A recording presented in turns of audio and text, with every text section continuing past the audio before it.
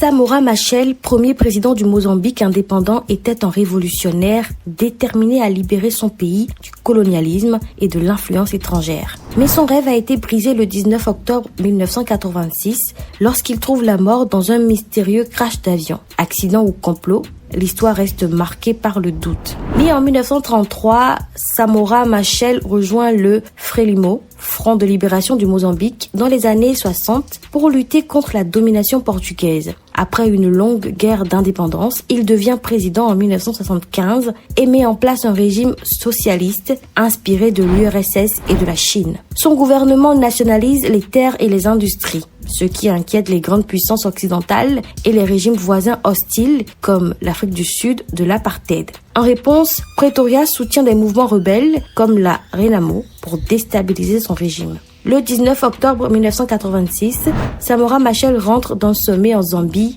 lorsqu'un avion du gouvernement mozambicain s'écrase en Afrique du Sud, près de la frontière avec le Mozambique. 34 personnes meurent, dont le président. Seuls 9 passagers survivent. L'enquête officielle sud-africaine conclut à une erreur de navigation. Pourtant, des témoins parlent d'un brouillage des signaux radio qui aurait détourné l'appareil vers une colline. Certains accusent directement le régime de l'apartheid d'avoir provoqué la catastrophe. Des documents déclassifiés et des témoignages suggèrent que les services secrets sud-africains auraient organisé le sabotage. Leur but, éliminer un allié de l'ANC et affaiblir la lutte anti-apartheid. Malgré sa mort tragique, Samora Machel reste une figure emblématique de la résistance africaine. Son épouse poursuivra son combat avant de devenir la première dame du Mozambique, puis de l'Afrique du Sud en épousant Nelson Mandela. Presque 40 ans après, la vérité sur le crash de Samora Machel reste floue.